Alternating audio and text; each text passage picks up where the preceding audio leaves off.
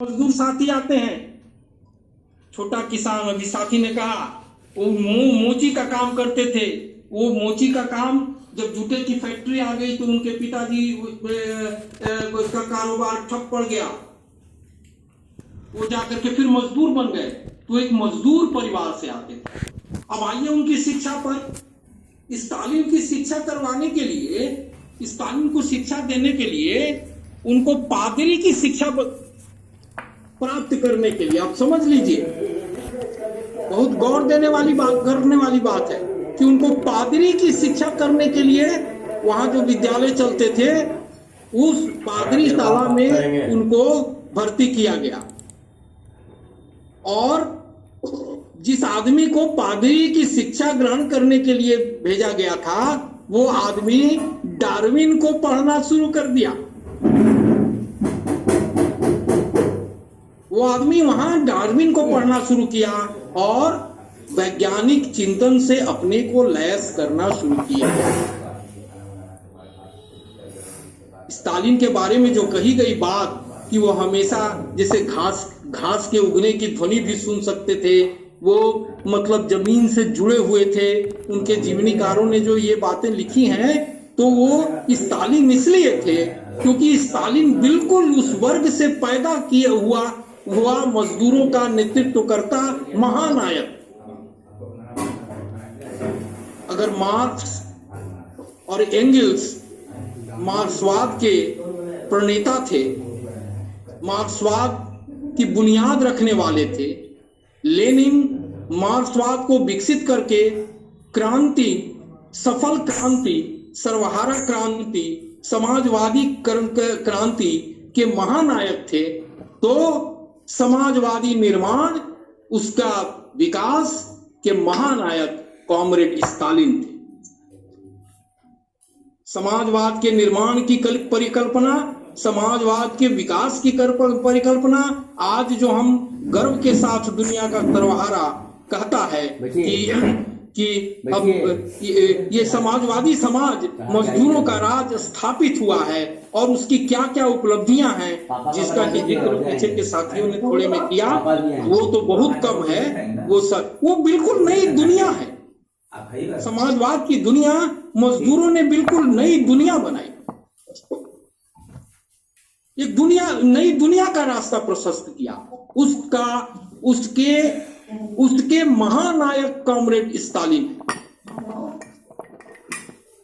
क्रांति, आपने अभी साथी जेपी ने जिक्र किया कि क्रांति के तैयारियों के वर्ष में 1901, 1905, 1907, 1910, 1913, 1916, ये जो तैयारियों के वर्ष में ये कैसे समाजवादी जनवादी बोल्शेविक पार्टी के लगातार एक मजबूत नेता के रूप में और अपने क्षेत्र में बहुत ही लोकप्रिय, जो तिफलिस का क्षेत्र था, जो बाकू का क्षेत्र था, वहां रेल, तेल, ट्राम, ये इन आंदोलनों में नेतृत्व करने में वो स्थानीय जो टुटपुजिया नेतृत्व होता था और दूसरा जो समाजवादी धारा के भटकाव वाले नेतृत्व होते थे,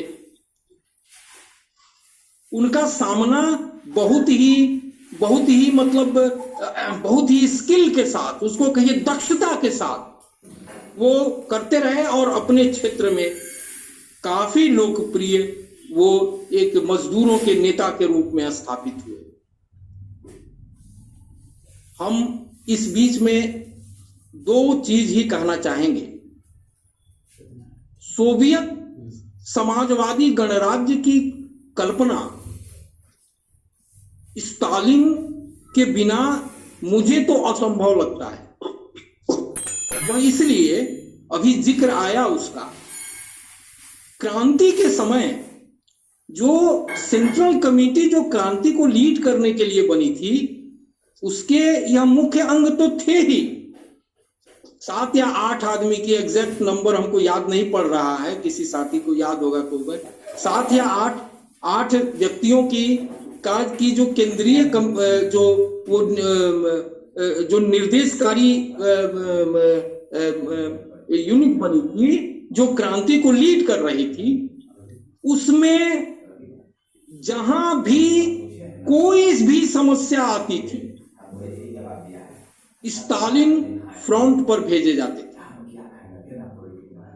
वार कम्युनिज्म के समय में, जिस समय की, और केवल क्रांति 1917 की क्रांति ही नहीं थी, क्योंकि 1917 की क्रांति के बाद तो बहुत बुरी स्थिति थी पूरे रूस में, और एक लंबा 4-4.5 वर्षों का जो वहां गृह युद्ध चला, उस गृह युद्ध में, जिसके बारे में लेनिन भी कहते हैं कि गृह युद्ध में इस तरह के उतार चढ़ाव आते थे, भुखमरी की सी हालत हो जाती थी कि किसी रूस एक बहुत बड़ा देश है, किसी कोने में भुखमरी की सी स्थिति आती थी, अकाल पड़ जाता था, क्योंकि अभी पूरी तरह से ट्रांसफॉर्म, समाज का परिवर्तन तो नहीं हुआ था। एक ही रातों रात तो उद्योग नहीं खड़े हो गए थे, रातों रात तो कृषि का सामूहिकरण नहीं खड़ा हो गया था। तो जहां भी संकट आता था समाजवादी क्रांति पर, उसमें सबसे आगे इनको करके भेजा जाता था। सबसे बड़ी ये इनके नेतृत्व की क्षमता थी। दूसरी उपलब्धि जिसको कि लेनिन स्वयं स्वीकार करते थे, जो सवाल था हमारे यहाँ कैसे जाति, धर्म, क्षेत्रीयता और भाषा का सवाल है, उसी तरह दूसरी सबसे बड़ी उपलब्धि थी कि वहां जो विभिन्न राष्ट्रीयताएं थी, उसके सवाल पर सबसे स्पष्ट मार्क्सवादी समझ रखने वाला व्यक्ति स्टालिन थे, जिन्होंने उसको सूत्रबद्ध किया। और यही कारण था कि लेनिन के नेतृत्व में 1921 आते आते अगल बगल की जितनी राष्ट्रीयताएं थीं, जितने भी राज्य थे, वो सोवियत संघ में शामिल होने के लिए राजी हुए, क्योंकि उनका जो सैद्धांतिकरण, उनका जो सैद्धांतिक बेस तैयार हुआ था, आधार तैयार हुआ था,